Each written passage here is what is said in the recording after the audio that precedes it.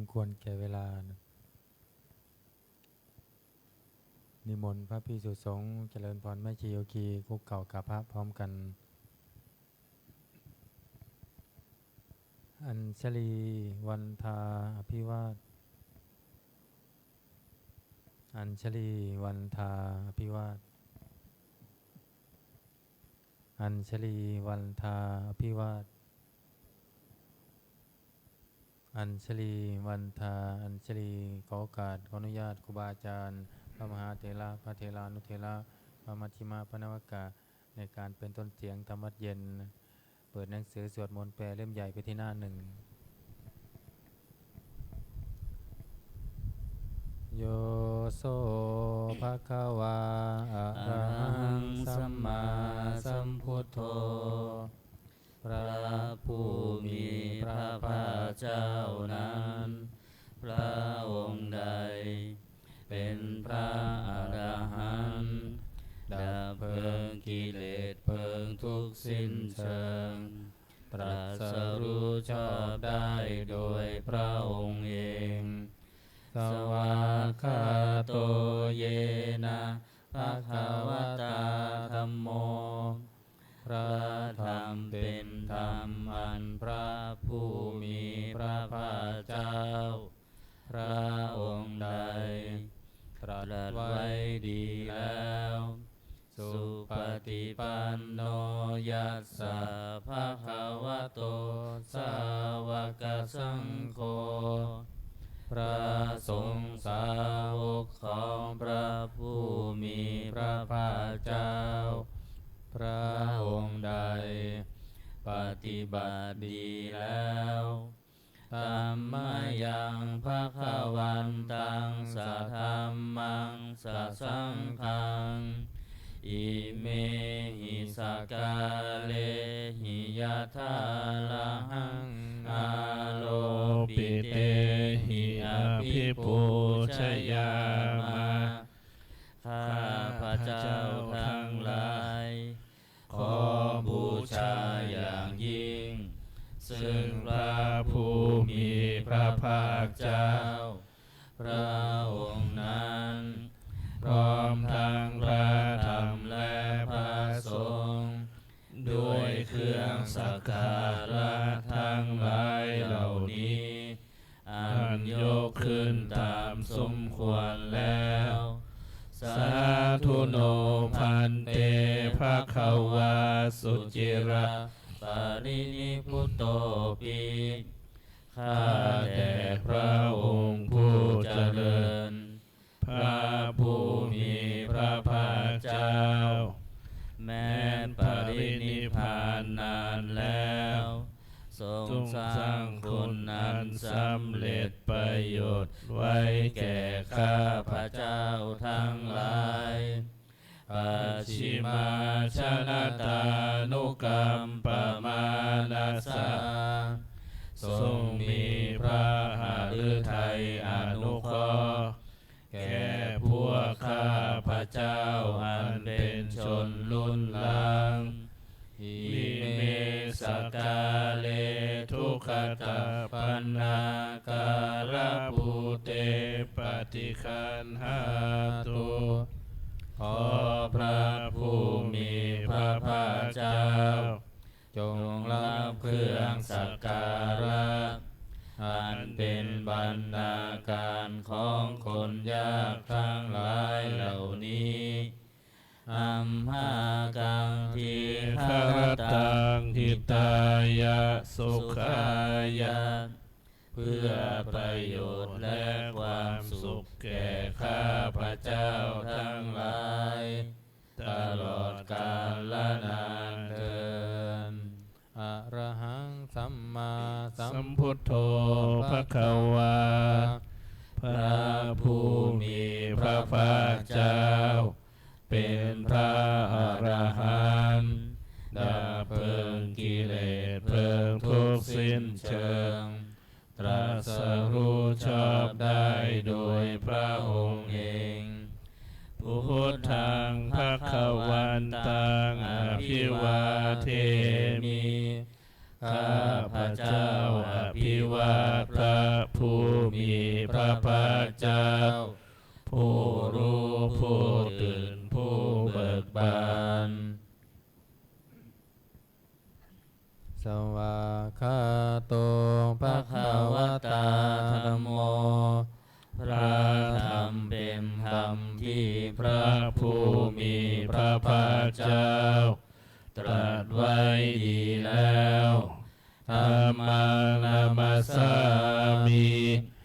ข้าพระเจ้านมัสการพระธรรมสุปฏิปันโนภะคะวะโตสาวกสังโฆพระสงฆ์สาวกของพระผู้มีพระภาคเจ้า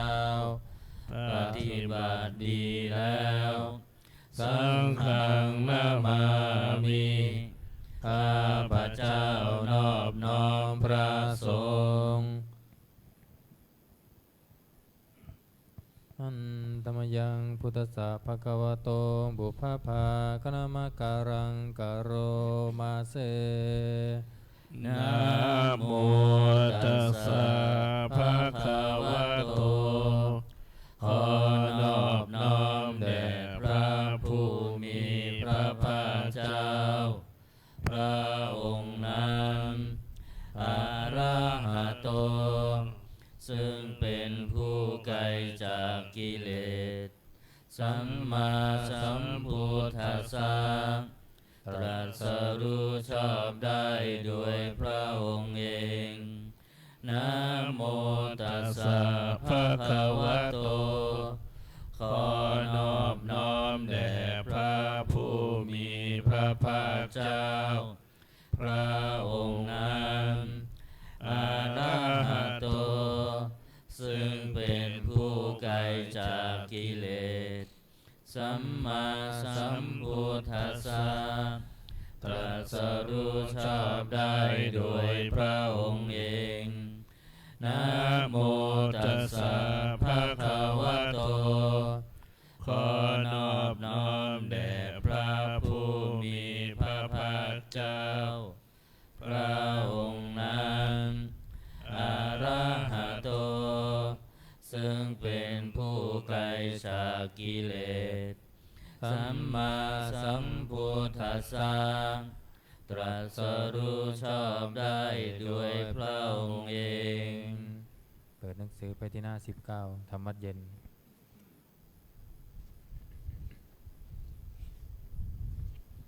อันตมยังพุทธานุสตินายังกโรมาเสตังโฆปนาภะคะวันตังเอวังกัลยาโนกิตติสัทโธอะภุคโตก็กิตติศัพท์อันงามของพระผู้มีพระภาคเจ้านั้นได้ฟุ้งไปแล้วอย่างนี้ว่าอิติปิโสภะคะวาเพราะเหตุอย่างนี้อย่างนี้พระผู้มีพระภาคเจ้านั้นอะระหังเป็นผู้ไกลจากกิเลสสัมมาสัมพุทโธเป็นผู้ตรัสรู้ชอบได้ด้วยพระองค์เองวิชาจารณะสัมปันโนเป็นผู้ถึงพร้อมด้วยวิชาและจารณะสุขโตเป็นผู้ไปแล้วด้วยดีโลกวิทูเป็นผู้รู้โลกอย่างแจ่มแจ้งอนุตตโรปุริสธรรมสารถีเป็นผู้สามารถฝึกบุรุษที่สมควรฝึกได้อย่างไม่มีใครยิ่งกว่าสัทธาเทวมนุษย์สานังเป็นครูผู้สอนของเทวดา และมนุษย์ทั้งหลายพุทโธเป็นผู้รู้ผู้ตื่นผู้เบิกบานด้วยธรรมภควาติเป็นผู้มีความจำเริญจำแนกธรรมสั่งสอนสัตว์ดังนี้อันตมยังพุทธาภิกขิติงกโรมาเสพุทธวาลาหันตาวาลาตาทิคุณาภิยุโตพระพุทธเจ้าประกอบด้วยคุณมีความประเสริฐแห่งอรหันตคุณเป็นต้นสุทาภิญาณกรุณาหิสมาคัตโตพระองค์อันประกอบด้วยพระญาณและพระกรุณาอันบริสุทธิ์โพเทสิโยสุชนะตังกัมมรังวสุโรพระองค์ใดทรงกระทำชนที่ดีให้เบิกบานดุจอาทิตย์ทำบัวให้บานวันธามหังธามรนังศิรสาชิเนทังข้าพระเจ้าไหว้พระชินสีห์ผู้ไม่มีกิเลสพระองค์นั้นด้วยเสียงกล่าวพุทโธโยสัพพปานินังสารนังเขมามุตตมังพระพุทธเจ้าพระองค์ใดเป็นสารณะอันเกษมสูงสุดของสัตว์ทั้งหลายปัทมานุสติทานังวันธามิตังสิเรนะหังข้าพระเจ้าไหว้พระพุทธเจ้าพระองค์นั้นอันเป็นที่ตั้งแห่งความระลึกองค์ที่หนึ่งด้วยเสียงกล่าวพุทธัสสะหัสสมิทาโสวะพุทโธเมสามิกิสโรข้าพระเจ้าเป็นทาสของพระพุทธเจ้าพระพุทธเจ้าเป็นนายมีอิสระเหนือข้าพระเจ้าพุทโธทุกขัสสะคาตาจะวิทาตาจะอิตัสสะเมพระพุทธเจ้าเป็นเครื่องกำจัดทุกข์และทรงไว้ซึ่งประโยชน์แก่ข้าพระเจ้าพุทธัสสะหังนิยาเทมิสรีรันชีวิตันจิตังข้าพระเจ้ามอบกายถวายชีวิตนี้แด่พระพุทธเจ้าวันทันโตหังจริสามิพุทธเสวะสุโพธิตังข้าพระเจ้าผู้ไหวอยู่จากประพฤติตามซึ่งความตรัสรู้ดีของพระพุทธเจ้านาทิเมสารนังอัญญังพุทโธเมสารนังวรังสารณะอื่นของข้าพระเจ้าไม่มีพระพุทธเจ้าเป็นสารณะอันประเสริฐของข้าพระเจ้าเอเตนะสัจวัชเชนะวันไทยังสัตตุสาสเนด้วยการกล่าวคำสัตย์นี้ข้าพระเจ้าพึงเจริญในพระศาสนาของพระศาสดาพุทธังเมวันธรรมาเนนะยังปุญญังปัสสุตังอิทังข้าพระเจ้าผู้ไหวอยู่ซึ่งพระพุทธเจ้าได้ขวนขวายบุญใดในบัดนี้สัพเพปิอันตรายาเมมเหสุงตัสสะเตชะสา อันตรายทั้งปวงอย่าได้มีแก่ข้าพระเจ้าด้วยเดชแห่งบุญนั้น กายเยนวาจายวเจตัสสาวาด้วยกายก็ดีด้วยวาจาก็ดีด้วยใจก็ดีพุทเทกุกัมมังปะกตังมยายังกรรมหน้าติเตียนนันใดที่ข้าพระเจ้ากระทำแล้วในพระพุทธเจ้าพุทโธปฏิคันหาตัวจยันตังขอพระพุทธเจ้าจงงดซึ่งโทษล่วงเกินนั้นการันตะเลสังวริตุงวพุทเทเพื่อการสำรวมระวังในพระพุทธเจ้าในการต่อไปอันตมยังธรรมานุสตินยังกโรมาเสสวาคาโตภะคะวะตาธัมโมพระธรรมเป็นสิ่งที่พระผู้มีพระภาคเจ้าตรัสไว้ดีแล้วสันทิติโกเป็นสิ่งที่ผู้ศึกษาและปฏิบัติพึงเห็นได้ด้วยตนเองอาการิโกเป็นสิ่งที่ปฏิบัติได้และให้ผลได้ไม่จำกัดการเอหิปัสสิโก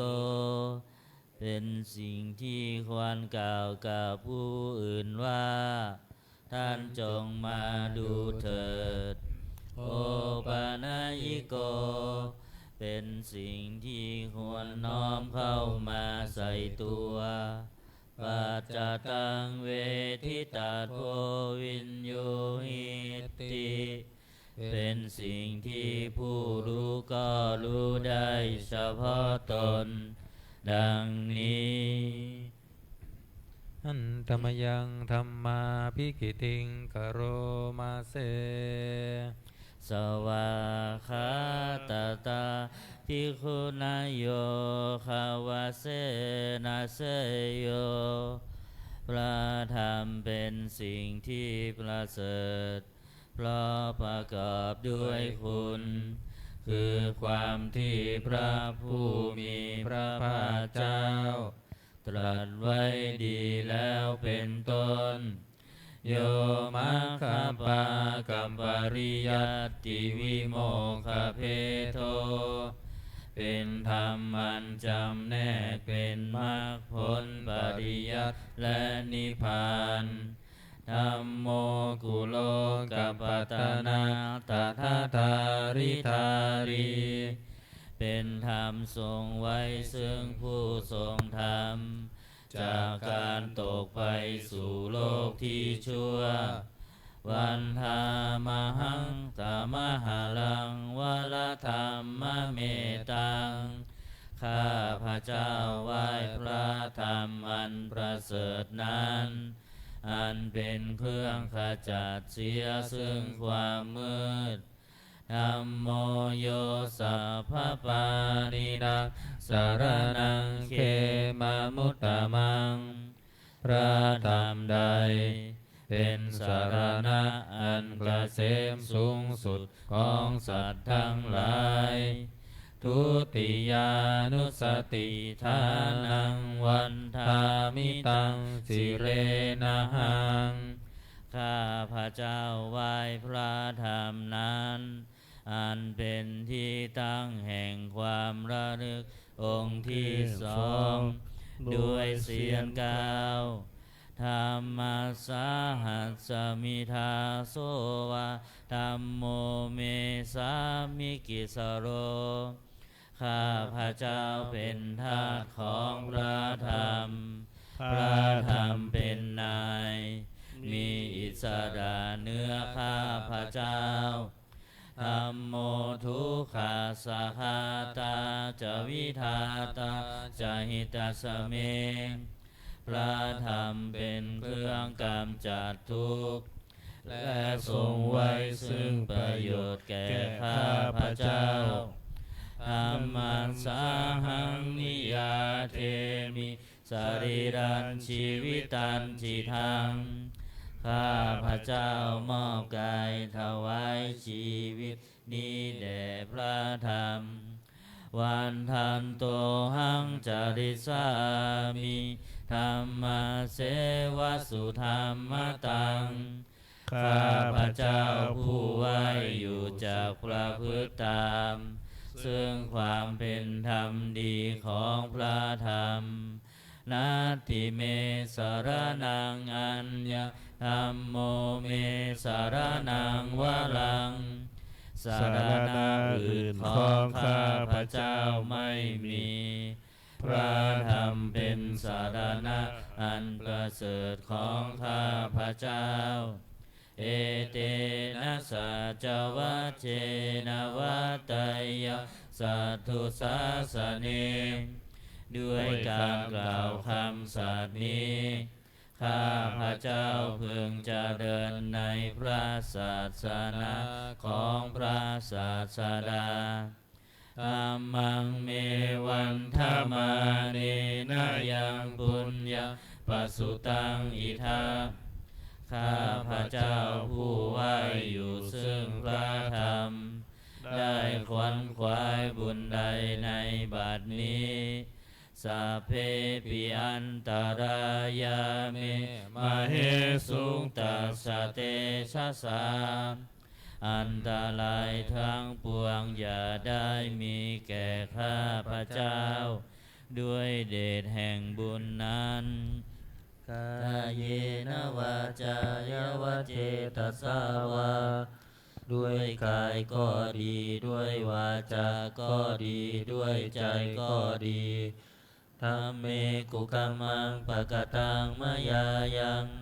กรรมหน้าที่เตือนอันใดที่ข้าพระเจ้ากระทำแล้วในพระธรรมธัมโมปฏิคันหตุอาจยันตังขอพระธรรมจงงดซึ่งโทษล่วงเกินนั้นตาลันตะเลสังวลิตุงวะธรรมเมเพื่อการสำรวมระวังในพระธรรมในการต่อไป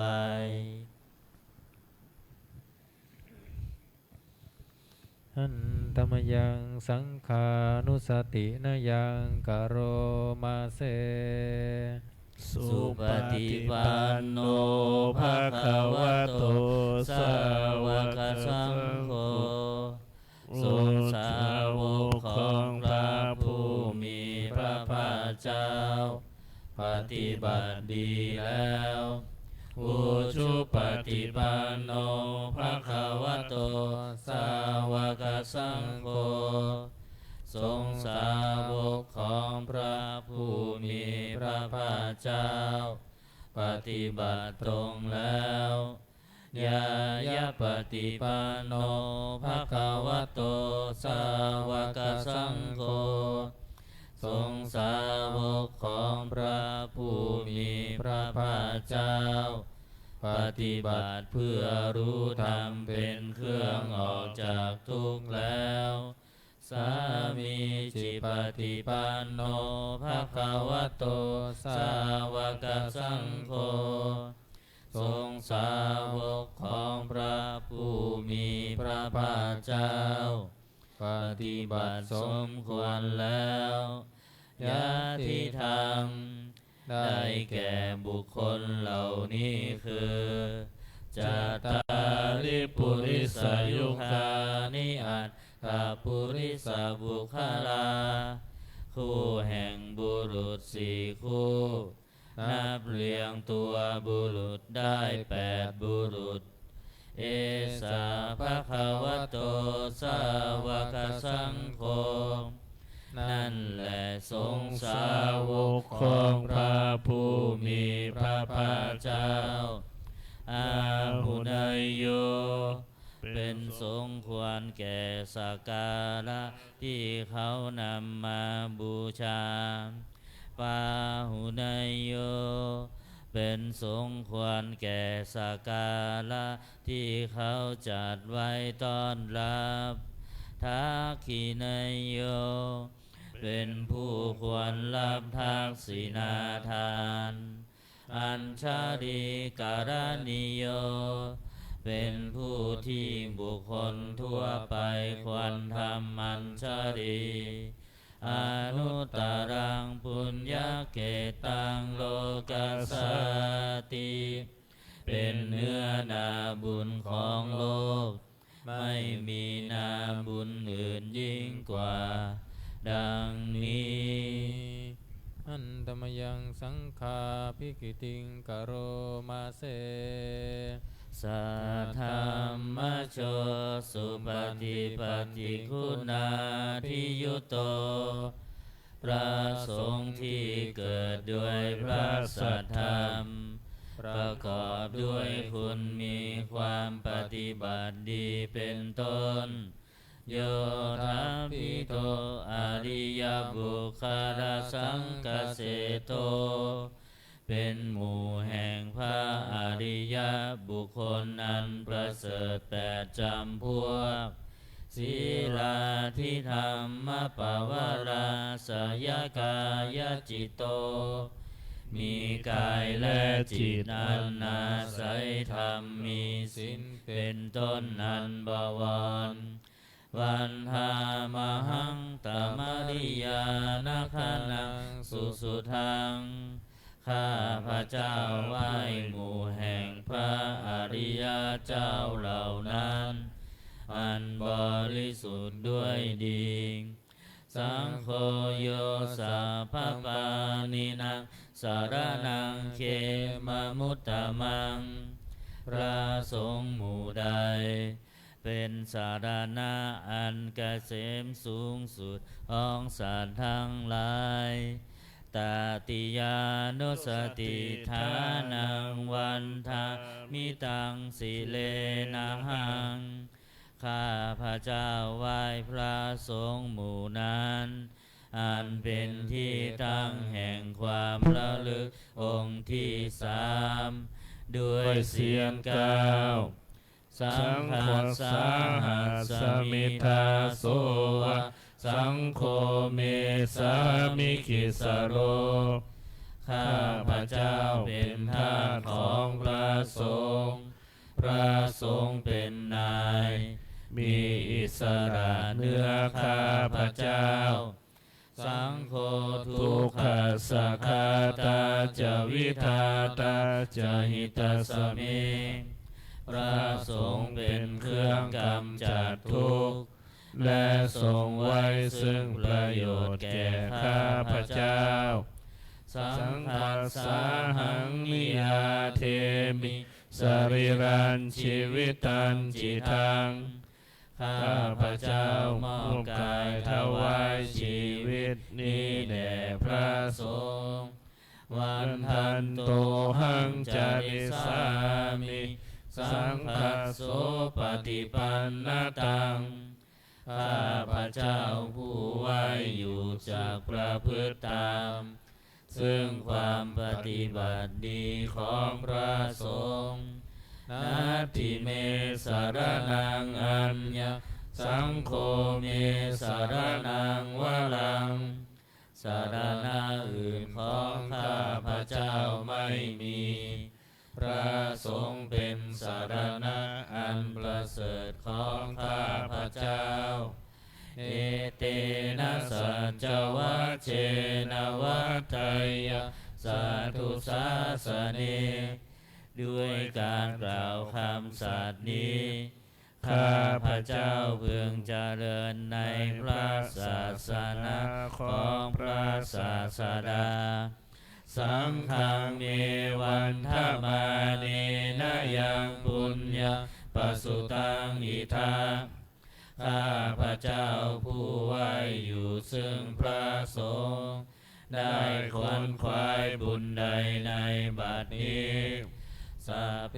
ปิอันตรายามิมเหสุตัสสะเตชะสาอันตรายทั้งปวงอย่าได้มีแก่ข้าพระเจ้าด้วยเดชแห่งบุญนั้นกายเยนะวาจายวเจตสาวา ด้วยกายก็ดีด้วยวาจาก็ดีด้วยใจก็ดีสังเคกุกัมมังปะกตังมยายังกรรมหน้าที่เตือนนั้นใดที่ข้าพระเจ้ากระทำแล้วในพระสงฆ์สังโฆปฏิคันหาตุอาจยันตังขอพระสงฆ์จงงดซึ่งโทษล่วงเกินนั้นกาลันตะเลสังวลิตุงวสังเคเพื่อการสำรวมระวังในพระสงฆ์ในการต่อไปเปิดหนังสือไปที่หน้า38โอวาทปาติโมกข์หน้า38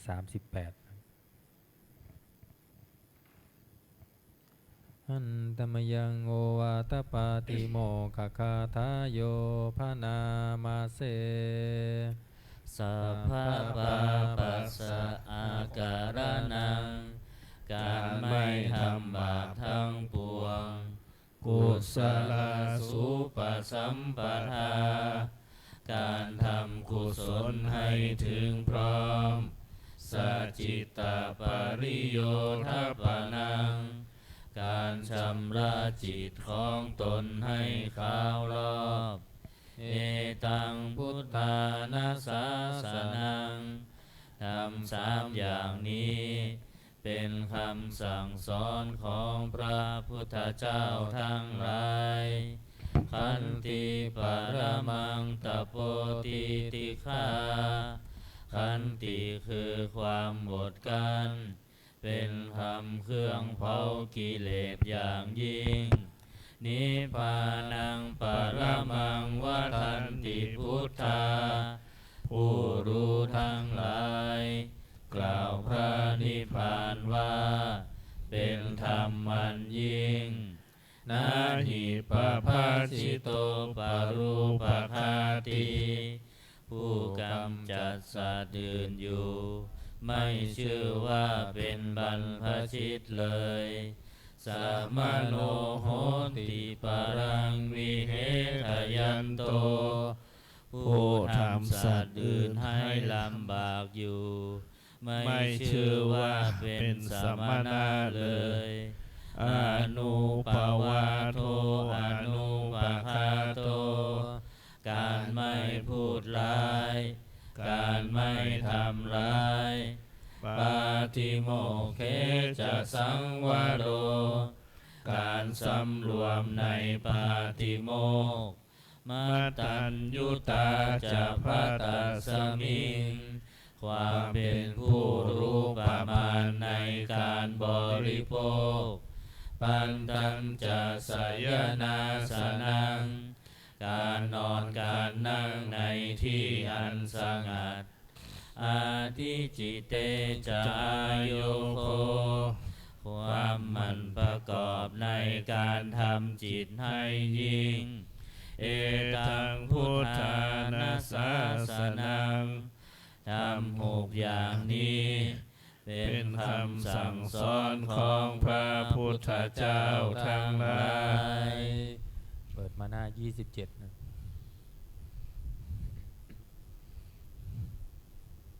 หันตมยังอติตาปัจเจเวคณาปาทังพนามาเสอาชามยาอัปปะเจเวคิตาวะยังจีวรังปริพุตังจีวรใดอันเรานุ่งห่มแล้วไม่ทันพิจารณาในวันนี้ตังยาวะเทวะสิตัสสะปฏิฆาตายะ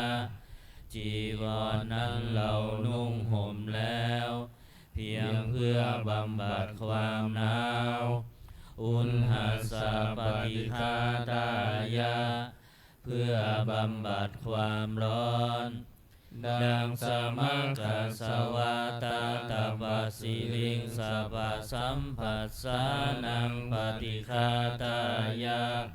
เพื่อบำบัดสัมผัสนั้นเกิดจากเหลือบยุงลมแดดและสัตว์เลื้อยคลานทั้งหลาย ยาวะเทวะหิริโกปินาปฏิชาทานังทังและเพียงเพื่อปกปิดอวัยวะอันให้เกิดความละอายอัจฉมยาปัจจเวคิตวายโยบินทปาโตปริพุตโตบิณฑบาตใดอันเราฉันแล้วไม่ทันพิจารณาในวันนี้โสเนวะทวายาบิณฑบาตนั้นเราฉันแล้วไม่ใช่เป็นไปเพื่อความเพลิดเพลินสนุกสนานนามัทายาไม่ใช่เป็นไปเพื่อความเมามันเกิดกำลังพลังทางกายนามันธนายาไม่ใช่เป็นไปเพื่อประดับนาวิภูสนายาไม่ใช่เป็นไปเพื่อตกแต่งยาวะเทวะอิมัสสกายสัทธิติยาแต่ให้เป็นไปเพื่อความตั้งอยู่ได้แห่งกายนี้ยาปนายาเพื่อความเป็นไปได้ของอัตภาพบิหิสุปรติยาเพื่อความสิ้นไปแห่งความลำบากทางกายพรหมจาริยานุคาหายานเพื่ออนุเคราะห์แก่การประพฤติพรหมจรรย์อิติปุรานันจะเวทานังปฏิหังคามิด้วยการทำอย่างนี้เราย่อมระงับเสียได้ซึ่งทุกขเวทนาเก่าคือความหิวนาวันจะเวทนังนาอุปาเทสามิและไม่ทำทุกขเวทนาไม่ให้เกิดขึ้นยาตราจะเมภวิสติอนวัชชตาจะพาสุวิหารโรจาติอันหนึ่งความเป็นไปโดยสะดวกแห่งอัตภาพนี้ด้วยความเป็นผู้หาโทษมิได้ด้วยและความเป็นอยู่ด้วยผาสุขด้วยจะมีแก่เราดังนี้อาชมยาปัจจเวคิตวายังเสนาสนังปริพุตังเสนาสนะใดเราใช้สอยแล้วไม่ทันพิจารณาในวันนี้ตังยาวะเทวาสิตัสสะปฏิฆาตายานเสนาสนะนั้นเราใช้สอยแล้วเพียงเพื่อบำบัดความหนาวอุณหาสะปฏิฆาตายานเพื่อบำบัดความร้อนดังสมกสวาตาตาปสิริงสัพพสัมผัสสานังปฏิฆาตายาเพื่อบำบัดสัมผัสนั้นเกิดจากเรือบยุงลมแดดและสัตว์เลื้อยคลานทั้งหลายยาวะเทวะอุตุปาริสยวิโนทานังปฏิสันลานารามัทธังเพียงเพื่อบรรเทาอันตรายอันพึงมีจากดินฟ้าอากาศและเพื่อความเป็นผู้ยินดีอยู่ได้ในที่หลีกเล่นสำหรับภาวนาอาชมยาอัปปัจจเวคิตวายุคิรานะปัจจยเพสัชจปาริคาโรปริพุตโตคิรานะเพสัชบริขารใดอันเราบริโภคแล้วไม่ทันพิจารณาในวันนี้โสยาวะเทวะวุตปันนานังวยาภาธิกานังเวทานานังปฏิฆาตายา คีรานาเพสัชบริขารนั้น เราบริโภคแล้วเพียงเพื่อบำบัดทุกขเวทนาอันบังเกิดขึ้นแล้วมีอาพาธต่างๆเป็นมูลอาพยาปัชชปรมตายาติเพื่อความเป็นผู้ไม่มีโรคเบียดเบียนเป็นอย่างยิ่งดังนี้อันตมยังอุทิศนาทิฏฐานาคาทายโยพนามาเสอิมินาปุญญกรรมเมนะด้วยบุญนี้อุทิศให้อุปัชฌายาคุณุตลาอุปัชฌาย์ผู้เลิศคุณอาจาริยุปการาจาและอาจารย์ผู้เกื้อหนุนมาตาปิตาจายาตกาทั้งพ่อแม่และพวงญาติสุริโยจันทิมาราชาสุนจันและราชาคุณวันตานาลาปิจาผู้ทรงคุณหรือผู้สูงชาติพระมมาลาจาอินทาจาพรหมานและอินทราชโลกปาลาจเทวตาทั้งถวยเทพและโลกบาลยะโมมิตามนุษสาจายมมาราชมนุษย์มิตรมัชฌตาเวริกาปิจาผู้เป็นกลางผู้จ้องผานสัพเพสัตตาสุขีโหนตุขอให้เป็นสุขสันต์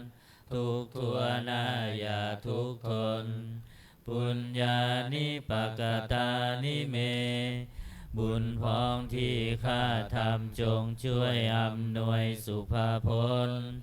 สุขังจติวิทังเทนตุให้สุขสามอย่างล้นคิมปังปาเปทาโวมาตังให้รู้ถึงนิพพานพรันอิมินาปุญญกรรมเมนะด้วยบุญนี้ที่เราทำอิมินาอุทิเสนาจาและอุทิศให้ปวงสัตว์คิมปาหังสุรเพเจวาเราพลันได้ซึ่งการตัดตัณหุปาทานเจทานังตัวตัณหาอุปาทานเยสันตาเนหินาธรรมาสิ่งชั่วในดวงใจยาวานิพพานโตมะมังกว่าเราจะถึงนิพพานนัสสันตุสัพพทาเยวามาลายสิ้นจากสันดานยะถาชาโตภเวภเวทุกภพที่เราเกิดอุชุจิตังสติปัญญามีจิตตรงและสติทั้งปัญญาอันประเสริฐสังเลโควิริยามินาพร้อมทั้งความเพียรเลิศเป็นเครื่องขูดกิเลสหายมาราระพันตุโนกาสังโอกาสอย่าพึงมีแก่หมู่มารสิ้นทั้งหลายกาตุนจาวิริเยสุเมเป็นช่องประทุษร้ายทำลายล้างความเพียรจมพุทธาธิปาวโรนาโทพระพุทธผู้บวรนาถธัมโมนาโทวรุตตโมพระธรรมที่พึงอุดมนาโทปัจเจกพุทโธจาพระปัจเจกพุทธสมสังโฆนาโทตโรมะมังโทพระสงฆ์ที่พึงพยองเตโสตมานุภาเวนะด้วยอานุภาพนั้น มาโรกาสังละพันตุมาขอหมู่มารอย่าได้ช่องทัสสะปุญญานุภาเวนะด้วยเดชบุญทั้ง10ป้องมาโรกาสังละพันตุมาอย่าเปิดโอกาสแก่มารเถิด วันนี้วันจันทร์สวดธรรมจักรเปิดหนังสือมนต์พิธีเล่มเหลืองหน้า51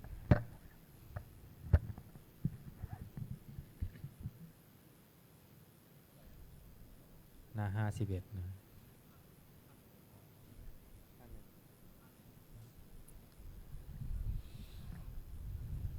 นะโมตัสสะภะคะวะโตอะระหะโตสัมมาสัมพุทธัสสะนะโมตัสสะภะคะวะโตอะระหะโตสัมมาสัมพุทธัสสะนะโมตัสสะภะคะวะโตอะระหะโตสัมมาสัมพุทธัสสะพุทธังสรณังคัจฉามิธัมมังสรณังคัจฉามิสังฆังสรณังคัจฉามิทุติยมปิพุทธังสรณังคัจฉามิทุติยมปิธัมมังสรณังคัจฉามิทุติยมปิสังฆังสรณังคัจฉามิตติยมปิพุทธังสรณังคัจฉามิตติยมปิธัมมังสรณังคัจฉามิตติยมปิสังฆังสรณังคัจฉามิเปิดไปหน้า86ธรรมจักรบทขัดไม่ต้องว่าตามเนาะหน้า86นะอนุตตรังอภิสัมโพธิงสัมพุทธิตวาตถาคโตปัฏฐมังยังอเทเสสีธัมมจักกังอนุตตรังสัมมาเทวะภวันเตนโตโลเกอัปปันติวัตติยังยัตถาคาตาอุโภอันตาปฏิปฏิจมัตชิมาจตุสาวาริยสัจเจสุวิสุทธังญาณทัสสนังเทสิตังธรรมราเชนะสัมมาสัมโพธิกินตนังนาเมนาวิสุตตังสุตตังธรรมจักกังปวันตนังเวยากรณปาเทนะสังคิตันตัมภนามาเสเอวะเมสุตังเอกังสมัยยังภควาภารณสียาอิหารติสิปัตตานิมิคาทาเยตาระโคภควาปัญจวัคคีเยภิกขุอามันเตสิทะเวเมภิกขเว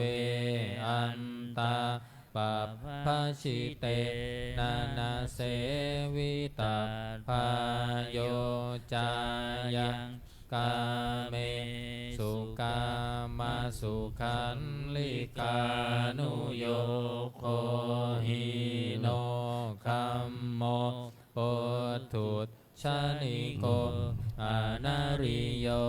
อานันตสันหิโตโยจายังอัตตกิลามาธานุโยโค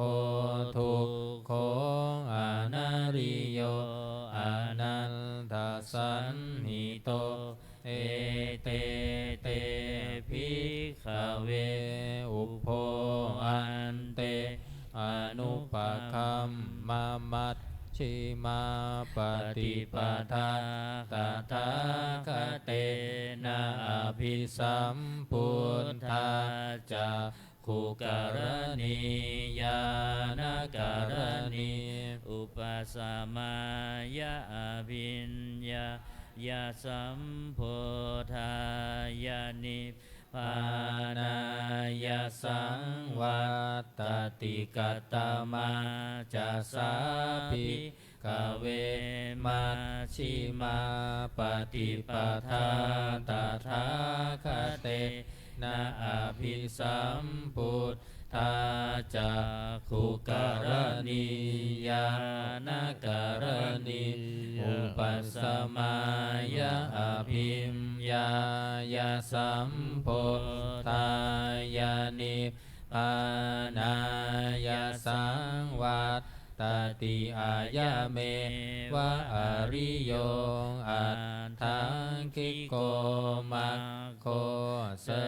ยทิทังสัมมาทิฏฐิสัมมาสังกัปโปสัมมาวาจาสัมมากัมมันโตสัมมาอาชีโวสัมมาวายามุสัมมาสติสัมมาสมาธิอายังโคสาภิกเวมัชชิมาปฏิปทาตถาคเตนะอภิสัมพุทธาจะขุการณียานการณีอุปสมายะอภิญญายาสัมโพธายานิพานายาสังวัตตติทังโคปานาภิกขเวทุกขังอริยสัจจังชาติปิทุกขาชาราปิทุกขามรณะปิทุกขังโสกปริเทวทุกขโทมานัสสุปายาสาปิทุกขาอปิเยหิสัมปโยโคทุกโคปิเยหิวิปโยโคทุกโคยัมปิชังนรภัตติตัมปิทุกขังสังขิเตนะปัญจุปาทานังขันธาทุกขาอิทังโคปานาภิกขเวทุกขสมุทัยโยอริยสัจจังยายังตัณหาโปโนภวิกานันทิราคาสหคตาตันตารตัตตาราภินันทินิเสยทิทังกามตัณหาภาวะตัณหาภิภาวะตัณหาอิทังโคปานาภิกขเวทุกขานิโรโธอริยสัจจังโยตัสสะเยวะตัณหายะอาเสสวิราคานิโรโธจาโคปฏินิสัตโคโมตติอานาลโยอิทังโคปานาภิกขเวทุกขานิโรธคามินิปฏิปทาตติยสัจจังอายะเมวะอริโยอัตถังคิโกมัคโคเสยทิทังสัมมาทิฏฐิสัมมาสังกัปโปสัมมาวาจาสัมมากัมมันโตสัมมาอาชีโวสัมมาวายาโม สัมมาสติสัมมาสมาธิอิทังทุกขังอริยสัจจันติเมภิกขเวบุมเพอนันโนสุเตสุธัมเมสุจักขุงอุทธัปปาทิญาณังอุทธัปปาทิปัญญาอุทธัปปาทิวิชชาอุทธัปปาทิอาโลโกอุทธัปปาทิตังโคปานิทังทุกขังอริยสัจจังปริญญายันติเมภิกขเวบุพเพอนันโนสุเตสุธัมเม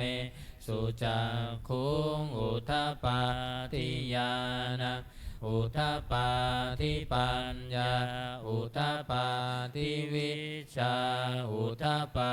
ทิอาโลโกอุทธัปปาทิตังโคปานิทังทุกขังอริยสัจจังปริญญาตันติเมภิกขเวบุพเพอนันโนสุเตสุธัมเมสุจักขุงอุทธัปปาทิญาณังอุทธัปปาทิปัญญาอุทธัปปาทิวิชชาอุทธัปปาทิอาโลโกอุทธัปปาทิอิทังทุกขสมุทัยโยอริยสัจจันติเมภิกขเวบุพเพอนันโนสุเตสุธัมเมสุจักขุงอุทธัปปาทิญาณังอุทธัปปาทิปัญญาอุทธัปปาทิวิชชาอุทธัปปาทิอาโลโกอุทธัปปาทิตังโคปานิทังทุกขสมุทัยโยอริยสัจจังปหา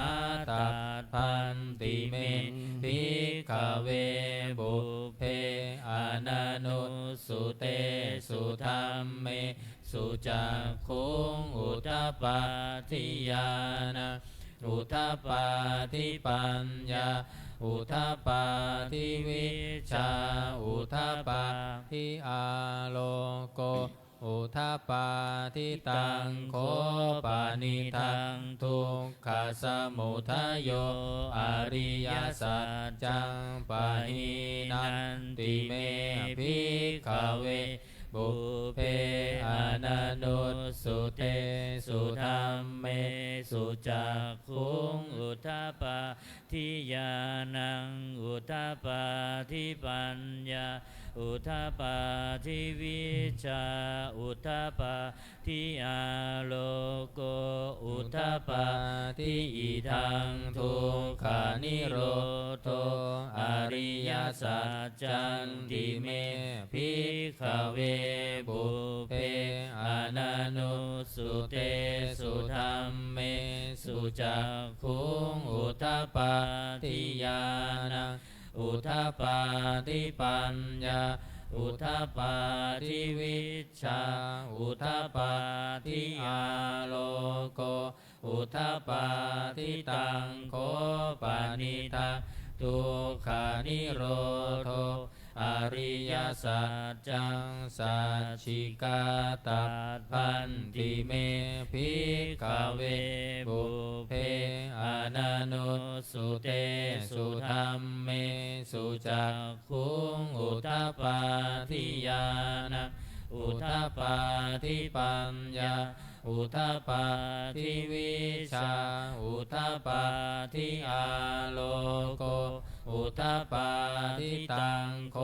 ปานิทังทุกขานิโรโธอริยสัจจังสัจฉิกตันติเมภิกขเวบุพเพอนันโนสุเตสุธัมเมสุจักขุงอุทธัปปาทิญาณังอุทธัปปา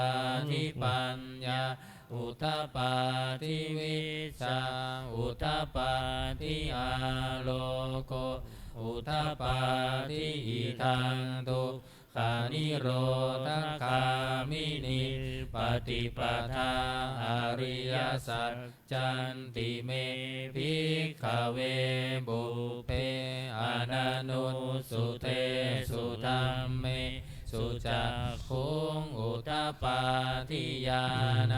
อุทปปาทิปัญญาอุทปปาทิวิชาอุทปปาทิอาโลโกอุทปปาทิตังโคปานิทังทุกขานิโรธคามินิปฏิปทาอริยสัจจังภาเวตัสพันติเมภิกขเวบุพเพอนันุสุเตสุธัมเมสุจักขุงอุทปปาทิญาณังอุทปปาทิปัญญาอุทปปาทิวิชาอุทปปาทิอาโลโกอุทปปาทิตังโคปานิทังทุกขานิโรธคามินิปฏิปทาอริยสัจจังภาวิตันติเมภิกขเวบุพเพอนันุสุเตสุธัมเมสุจักขุงอุทปปาทิญาณังอุทปปาทิปัญญาอุทปปาทิวิชาอุทปปาทิอาโลโกอุทปปาทิยาวกีวันจะเมภิกขเวอิเมสุจตุสุอริยสัจเจสุเอวัตติปริวัตทังทวาทาสาการังยะถาภูตังญาณทัสสานังนาสุวิสุทธังอโหสิเนวตาวาหังภิกขเวสัทเทวะเกโลเกสัมมาละเกสัพพะมะเกสัพสะมานะพรหมนิยาปัจฉายาสัทเทวมนุษสายาอนุตตรังสัมมาสัมโพธิอภิสัมพุทโธปัจจัญญาสิงยโตจักโคเมภิกขเวอิเมสุจตุสุอริยสัจเจสุเอวันติปริวัตทังดาวาสสาการังยะถาภูตังญาณทัสสานังสุวิสุทธังอโหสิอาทาหังภิกขเวสัทเทวะเกโรเกสัมมาระเกสัพพะมะเกสัพสะมานะพรหมนิยาปัจฉายาสัทเทวมนุษสายาอนุตตรังสัมมาสัมโพธิอภิสัมพุทโธปัญจัญญาสิงญานัญจะปานะเมทัสสะนังอุทปปาทิอากุปปาเมวิมุตติอายมันติมาชาตินันทิธานิปุนาภาวติอิทธามาวจะภควาอัตตมนาปัญจวัคคียาภิกขุภควโตภาสิตังอภินันทุงอิมัสสมิงจะปานะเวยาการนัสสมิงพัญญมาเนอายัสสะมะโตโก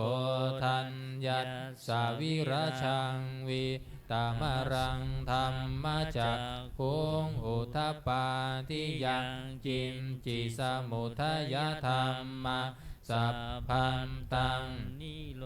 ธาธรรมันติปวัตติเตจะภควตาธรรมจักเกภูมิมาเทวสัตธมนุษสาเวสุงเอตัมภควตาภารณสีย อิสิปัตตเนมิคทาเย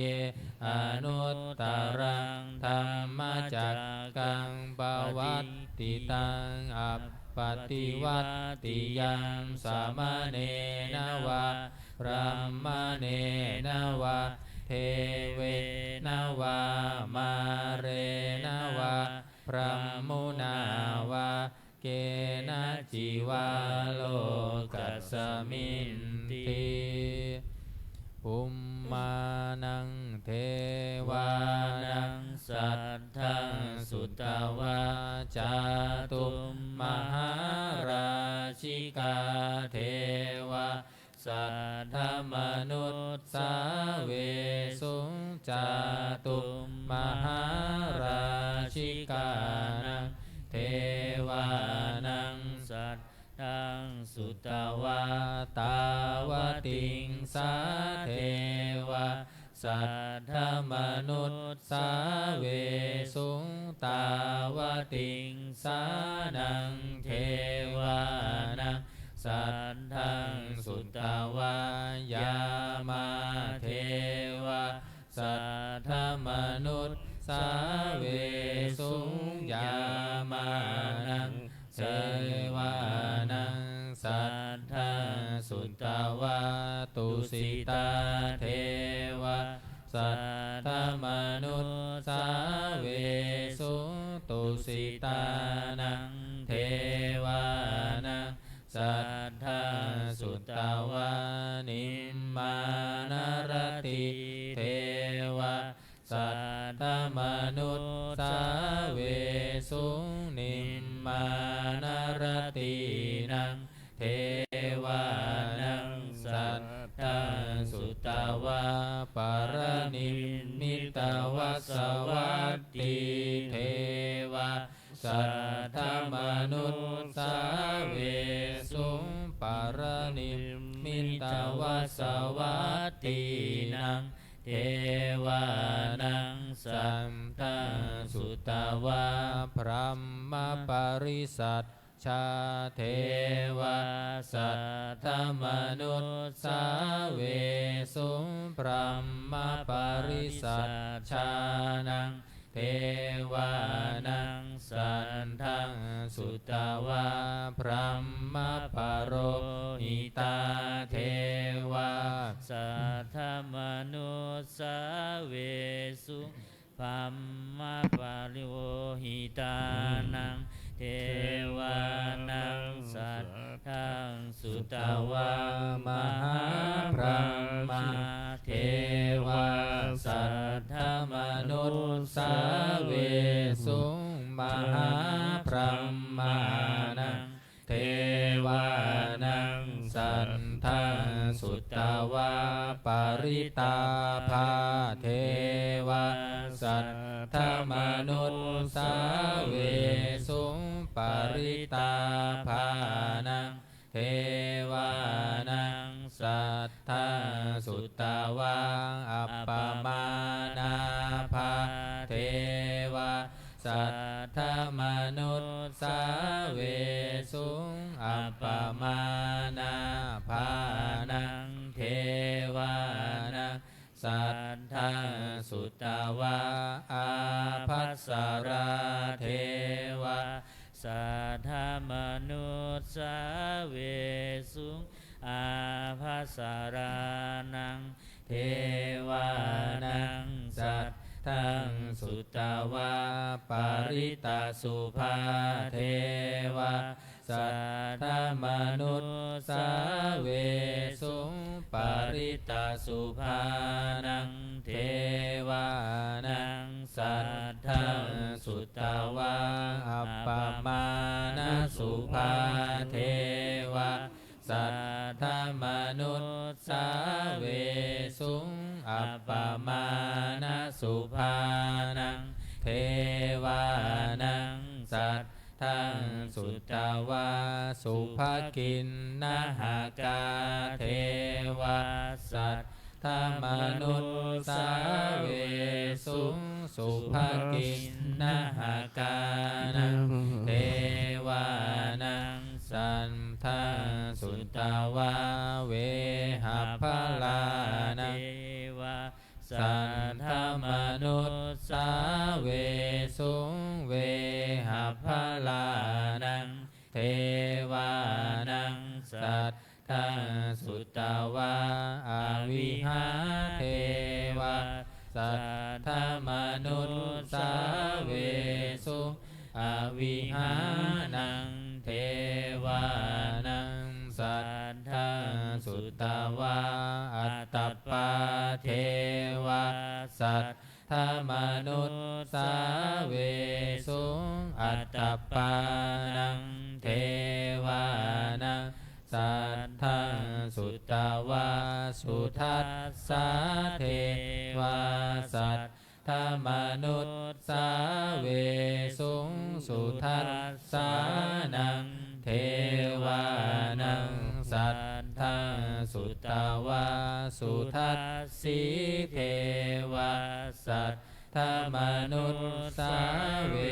สุงสุทัสสีนังเทวานังสัทธาสุตตาวา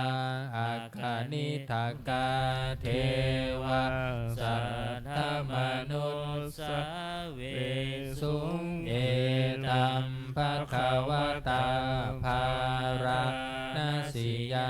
อิสิปัตตเนมิคทาเยอนุตตรังธรรมจักกังปวัตติตาอัปปติวัตติยังสามเณรวะพระมเณรวะเทเวนวะมาเรนวะพระมุนาวะเกนะจิวาโลกัสสมินติอิติหะเตนะคะเนนะเตนะมุตหุตเตนะยาวะพระมโลกาสัตโทอัปพุทธันชิอายันจัตถาสัสสะหะสีโลกธาตุสังกัปปิสัมปะกัปปิสัมปะเวทิอัปปมาโนจะโอลาโรโอภาโสโลเกปะ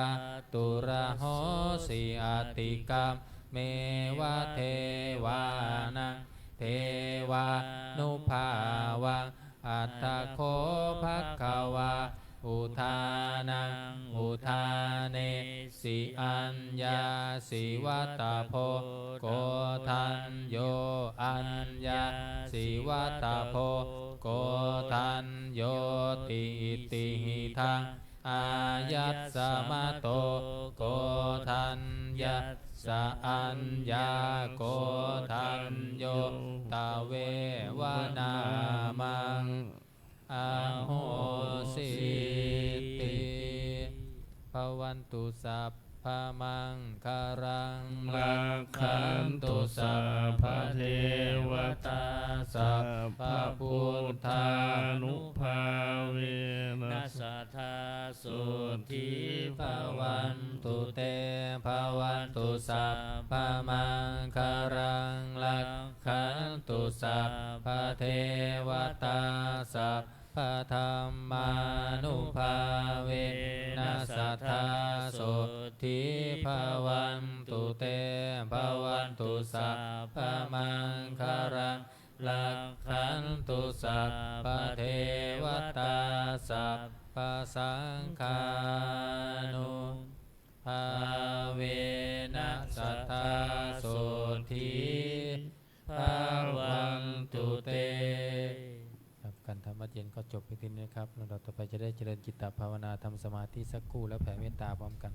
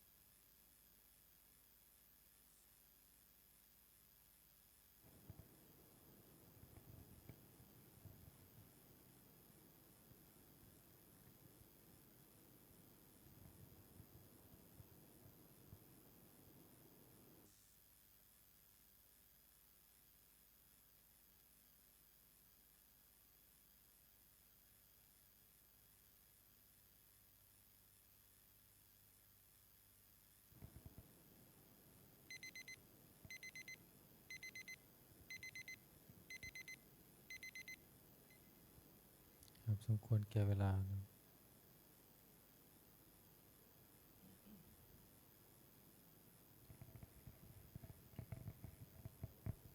อิทังทานากรรมังนิพพานาปัจจโยโหนตุโนนิจจังอิทังศีลกรรมังนิพพานาปัจจโยโหนตุโนนิจจังอิทังภาวนากรรมังนิพพานาปัจจโยโหนตุโนนิจจังยังกินจิกุสาละกัตตัมพังสัมมังสัพเพหิกัมเหหิกาตะปุญญังโนอนุโมทันตุสุนันตุพลโตเยเทวะอัสสมิทาเนอาดิคาตาดิคายุกาสัทธาหนตุสัมเพสันตาสุขีอัตตานะปาริหารันตุมาตาปิตาสุขิตาหนตุทุกขาปามุญจันตุสัมเพยาตากาสุขิตาหนตุทุกขาปามุญจันตุสัมเพอายาตากาสุขิตาหนตุทุกขาปามุญจันตุสัมเพปิสาสัพเพยากาสัพเพเปตาสุขิตาหนตุทุกขาปามุญจันตุสัมเพนังคันตาสุขิตาหนตุทุกขาปามุญจันตุสัมเพเทวาสุขิตาหนตุทุกขาปามุญจันตุสัมเพอาจาริโยปัจฉายาสุขิตาหนตุทุกขาปามุญจันตุสัมภาสัมปติโยสามิชันตุโวคุกเข่าวันทาหลวงพร้อมกัน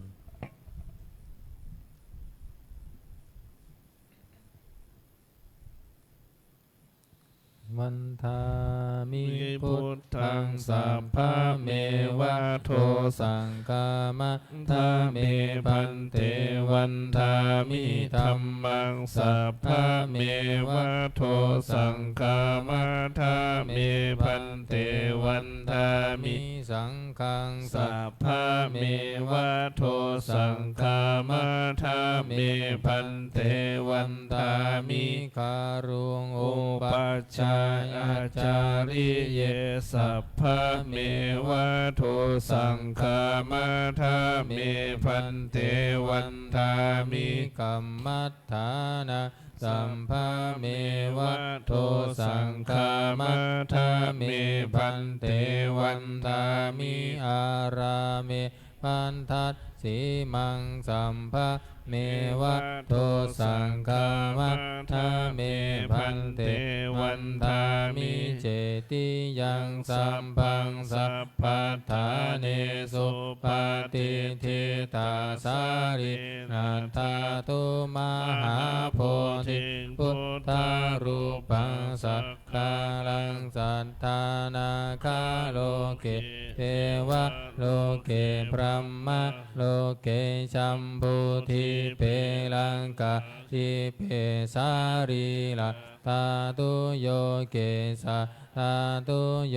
อะระหันตะตาตุโยเจติยะคันทะคุทิจัตุราสิติสะหัสเสธัมมะคันเทสัพเพสัมปาทะเจติยังอะหังวันทามิสัพพะโสอัญชลีวันทาภิวาทอัญชลีวันทาภิวาทอัญชลีวันทาภิวาทอัญชลีวันทาอัญชลีก้มหมอบวันทาน้อยพร้อมกันสาธุวันทามิพันเตสัพพังอปาราทกามัฏฐะเมพันเตมยากตังปุญญาสามินาอนุโมทิตาภังสามินา กตังปุญญังไมหังทาตาพังสาธุสาธุอนุโมทามิกราบลาพระรัตนตรัยพร้อมกันอะระหังสัมมาสัมพุทโธภะคะวาพุทธังภะคะวันตังอภิวาเทมิสวากขาโตภะคะวะตาธัมโมธัมมังนามัสสามิสุปฏิปันโนภะคะวะโตสาวกสังโฆ